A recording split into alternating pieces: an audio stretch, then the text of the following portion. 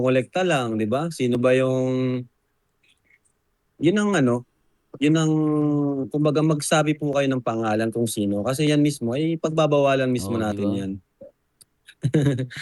Babawalan. So, sino ba yung nag-ano nun, nagsabi nun?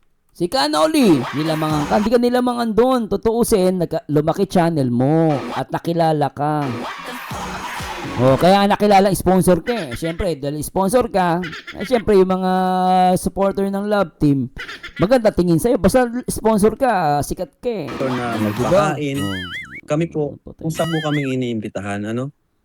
Kung may ganun man, hindi po namin na tino-tolerate yung gano'n na Oh, exactly. pagsasabi na, "Oy, magpakain ka naman, mag-ambag-ambag kayo para may makain kami." Hindi po. Hindi po kami gano'n ano, sa tagal-tagal na naming nandito sa charity vlogging. Oh.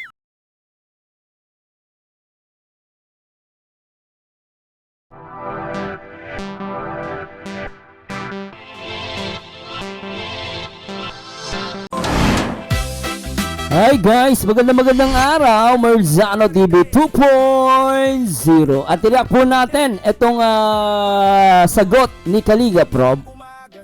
Especially dito sa sinasabi ni Canoli na sinusumbatan, no? At yun nga, dahil nga nagpakain sila, no? Sinusumbat yung pinakain, no? Biri mo, matagal na yun pero sinusumbat pa rin, di ba, no? At ito sinagot ni Kalinga Prob. At so, pakinggan natin to. Tapos meron nga po akong na ano, ito ngayon, meron pa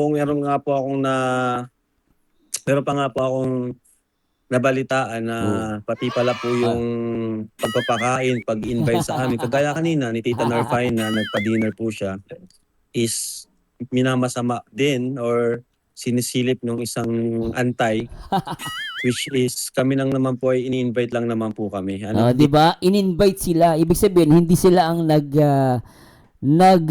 present, no? Hindi sila nagparinig o hindi sila pakainin niyo kami, walang ganon, no? Eh si Rob nga sa Singapore nalilibre yan. Totoo lang guys. Nalilibre last time na nalilibre din niya ng ice cream nung nandito yung Jongkor sa Singapore. Nilibre kami ng ice cream eh. Ganon si Kalinga Prob, no? Hindi siya namimilit. No, ganun po 'yan. Nakasama ko sila ganun sa Singapore. At ako nga nilibre ako pagkain 'yun eh. O, di ba? At the same time, alam nyo, kapag si Kalinga Prab, in-invite nyo sa kainan, privilege nyo yun, guys. Napakaswerte mo. Kasi sa ibang vlogger na sikat, kahit iayain mo sila mag-dinner, alam mo ba, no, kunwari ako, vlogger ako, pati si Canoli na lang, kasi siya may reklamo eh. Si Canoli, no, tulad yan, in-invite sila Kalinga Prab. Actually, swerte mo ha. Alam mo kung bakit? Unang-una, nakalibre ka. Paano nakalibre sa Marzano? Libre collaboration. Unang-una, hindi ka yung tayo na pumunta ka sa diet, hindi ka kilala. Hindi ka kilala. Tapos nakaswerte ka dahil yung perang ibinigay mo doon sa pinakain mo, hindi naman 100% galing sa'yo. Pinag-ambag-ambagan pa ng ibang mga supporters. So nakalibre ka. Baka mamaya magkano na nagginastos mo doon. No, malay ko, mamay, 2,000, 3,000. Maliit lang yun. Sabi natin, 2,000. Malay ko, no? Pero for sure, maliit lang yun. O sabi na natin, pero kahit ang usapan dito, meron kang kaambagan. Pero kung ikaw lang mag-isa, di mo kaya. Kailangan may kaambagan ka pa. Pachi-pachi kayo. So, ang punto ko rito, guys, maswerte si Canoli kasi nakipag-collab siya na nakatipid siya. Eh sa ibang vlogger na sikat, lalo sa mga sikat, si Kalinga Rob sikat yan eh. No? Eh mga big time, si Kalinga big time din yan. Ano lang, mabait lang eh, humble. Ngayon, kung kahit sinong vlogger, sila Iban Alawi, sila, basta yung mga sikat na vlogger, no, nakilala ninyo, nagpapabayad yun. Nagpapabayad yun, syempre, makikipag-collab ka sa akin, bayaran mo ko, makikilala ka eh. Pero dahil pagkain lang sagot mo, tapos pumunta sa'yo, swerte mo ha. Tapos hindi mo naman lahat pera. Ay pag-ambagan ka. So nakalibre ka ng collaboration. Tapos nireklamo mo. Tutuusin, yung binigay mo, kulang yun eh. Kasi nakilala ka sa Kalingap eh. Pinag-live ka pa ni Kalinga Prab. Ako nga, di ba, nilibre na ako. Ni Kalinga Prab, nilibre ako niyan eh. Kaya hindi ko makalimutan yan eh. Mabait sa Kalinga Prab eh. Pinakain ako niyan eh. Di ba? Tuloy natin. Pero pa nga po akong nabalitaan na pati pala po yung pagpapakain, pag-invite sa amin. Kagaya Oh. kanina ni Tita Narfine na Oh. nagpa-dinner po siya is minamasama din or sinisilip ng isang Oh. antay, which is kami lang naman po ay ini-invite lang naman po kami. Ano? Oh, nag-invite ka pala. Oh, akala ko naman sila may gusto. Oh, di tulad siguro si Doklat pwede pa nagpaparinig yun. Oo, yan ang matindi, nagpaparinig talaga. Ultimo alak, pinaparinig sa sponsor.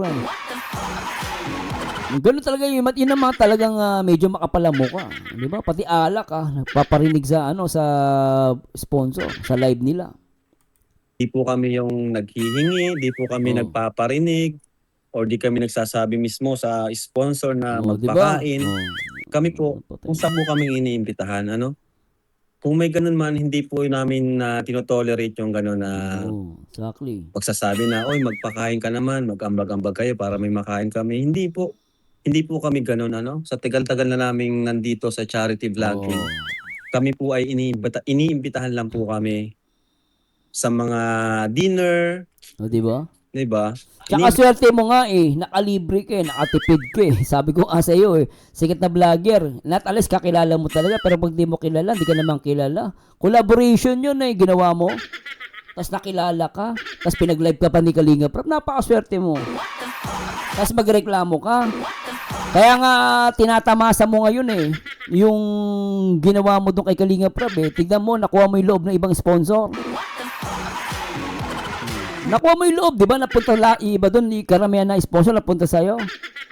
Lintig ka, tapos makareklamo, akala mo hindi ka nakinabang doon. Ang feeling mo, nagastusan ka, yung mga vlogger kumain. Pero hindi mo alam, nakakuha ka ng malaki doon. Ano yung popularity? Tsaka mga subscribers. Hindi ka naman taga kilala Totoo lang, hindi ka nga kilala Di ba? Hindi ka kilala reactor O, hindi sa panahon ng Danjo, hindi kita kilala. Kaya ka lang napakilala din, napopromote kita Nagpapansin ka sa live ko ako ang kilalang reactor sa Danjo yun nun Oh. Swerte mo ganun si Kalinga Prab. O, hindi mo naman buong pera binigay mo doon. Bira ka, kanoli. Tapos sasabihin mo, charity vlogger ka. Nagcha-charity ka. Ang charity mo, si Joy Dibata lang. Ngayon, si TQ. Bira ka. Invitahan lang po kami. Ano? Di po kami hindi po yung kami ang magsasabi na magpakain ka naman. Ba't naman po namin gagawin yun, ano? Oo, tama. Kaya bago po magsalita, alamin muna po, ano? Sino ba yung sino ba yung naghihingi sa inyo? Sino ba yon? Baka nangongolekta lang, di ba? Sino ba yung... Yun ang kumbaga magsabi po kayo ng pangalan kung sino. Kasi yan mismo, ay pagbabawalan mismo natin yan. Oh, di ba? Oh. Pagbabawalan ni Kalinga Prab, kung sino man yun, di ba? Ngayon, di mo na pwede pagbawalan si Doklat Wala na sa Kalinga So, ready si Kalinga Prab pag may ganung vlogger. Harap-harapan, talagang nangihingi para magpakain. Di ba? Subo niya kay Kalinga Prab. Bago po magsalita, alamin muna po, ano? Sino ba yung sino ba yung naghihingi sa inyo? Ayun. Sino ba yon? Baka nangongolekta lang, di ba? Sino ba yung... Ay, alam ko tuloy si Boy Collector Oy, Boy Collector, shoutouts! Kaya bago po magsalita, alamin muna po, ano? Sino ba yung sino ba yung naghihingi sa inyo? Oh. Sino ba yon? Baka nangongolekta lang, di ba? Sino ba yung... Yun ang kumbaga magsabi po kayo ng pangalan kung sino. Kasi yan mismo, ay pagbabawalan mismo natin diba? yan. Babawalan. So, sino ba yung nagsabi nun? Si Kanoli. Di ba, doon, nagpaparinig yung mga vlogger na yon. Ambira. Na pati daw pag namin, yung mga pag dinner, is hinihingi pa daw. Masyado po kasing fake news na po Oh, di ba, fake news ka. Kanoli, di ba? Kung makapuna ka sa iba, fake news ka pala, di ba? Di ba? Sabi ko nga sa iyo, kita mo yan. Natagkatuloy na fake news. Ang bira. Oh. So, sino ba yung nagsabi nun na pati daw pag namin, yung mga pag dinner Oh. is hinihingi pa daw. Oh. Masyado po kasing fake news na po eh.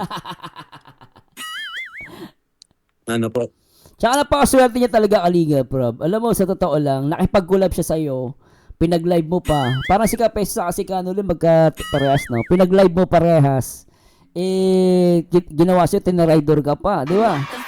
O, di ba, Kanoli? Napakaswerte mo, nakipag-collab ka. Tapos hindi naman ikaw gumastos ng napakalaki doon sa pagkain. O, kasi ang swerte mo nga, nakilala ka eh. For sure, yung mga pinakain mong mga vlogger, sinat out ka. Pinurumot ka sa mga channel nila. Pero ikaw parang feeling mo, aping-api ka. Nilamangan ka. Hindi ka nilamangan doon. Tutuusin, lumaki channel mo at nakilala ka.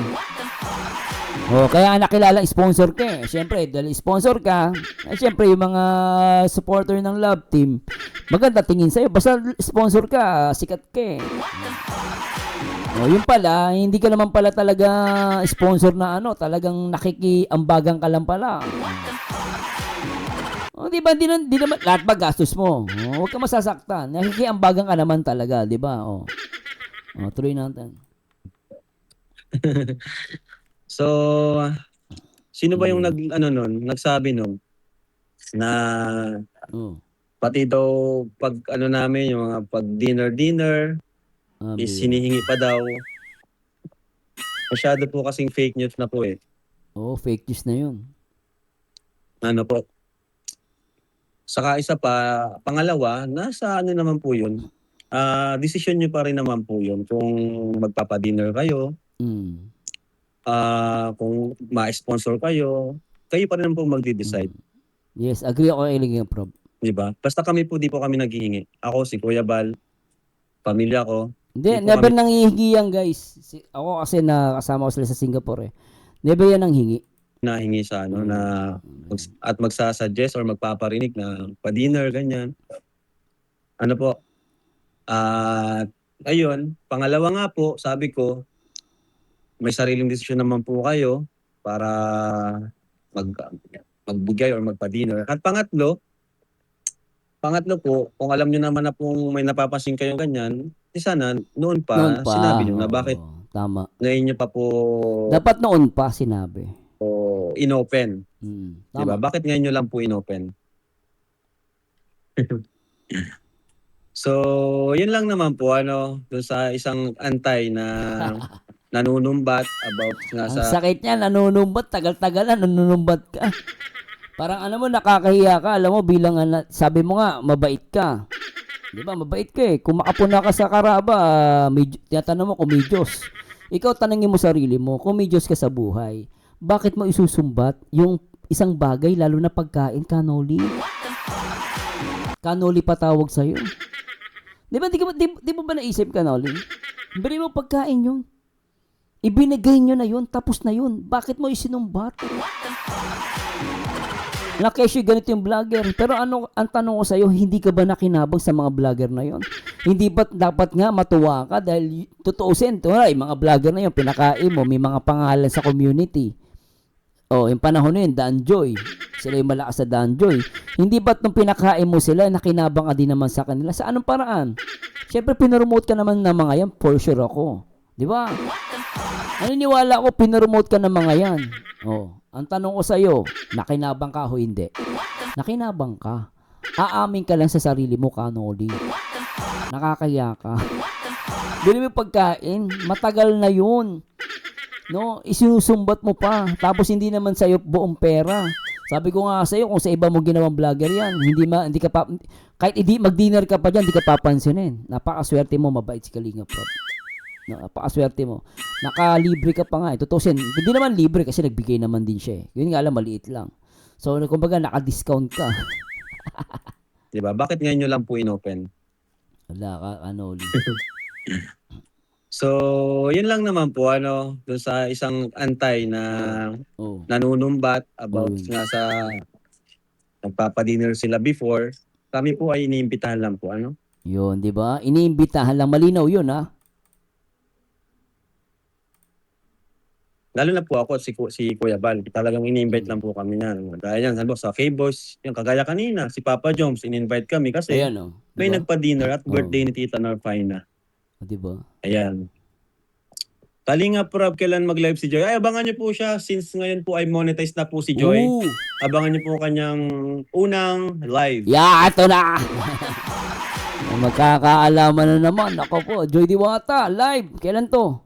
Ano? Pero yun nga po, mas sinasuggest ko nga sa kanya, kung ma-live siya, bihira lang. Oo, Mas bihira. mag-focus siya dun sa sarili niyang content, quality Yun. content. Kasi at least yan, mas mabuboost yung YouTube channel at mas i-recommend ka ng YouTube channel sa Yes, yung oh. sariling content. Kasi ang live, di yan masyadong binuboost. Di yan masyadong nire-recommend. Ang mas nire-recommend is yung upload. Upload. No? At sabi ko kay Joy na mas mag-focus ka sa quality upload. Kagaya ng ginagawa ko. Yan ang yan ang magandang advice. Quality upload. Hindi tulad ng pa-live lang. Tapos pa-shoutout lang, ano? May kilala ba kayo? Pero tama naman yun no? Quality upload. Tama siya doon, no? Ano, at least yung upload na yan, pinaghirapan mo yan. Ano? Oo, tama naman. Sa live kasi, hindi talaga siya nire-recommend. Kasi ang live, wala naman siyang, kumbaga wala siyang istorya, wala siyang flow, shoutout lang. Pero pwede yun, paminsan-minsan lang. Kagaya ko, paminsan-minsan nagla-live ako.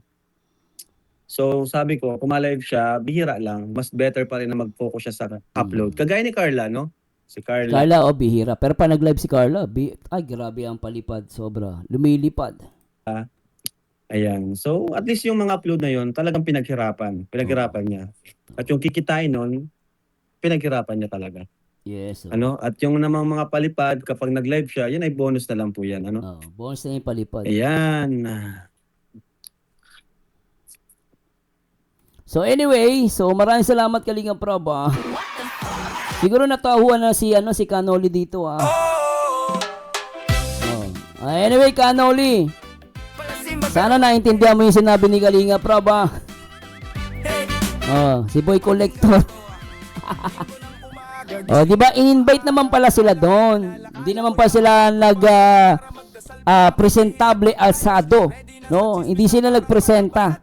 Ibig sabihin in-invite sila. Okay? Hindi naman nagparinig. At ngayon, pag may gagawa nun, isumbong kay Kalinga Prab. Di ba? So anyway, kaya ano masabi nyo guys? And please comment down below sa sinasabi ni Kalinga Prab dito. Basta ako masasabi ko